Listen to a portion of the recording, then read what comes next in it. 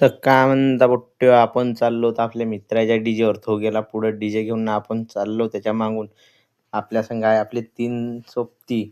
आपण तिघजण चाललो एका गाडीवर ट्रिपल सीट. आता चाललो आपण परसोडेले. आपल्याला डीजेचा ऑर्डर तर आपण आलो वडकी हायवेले आता.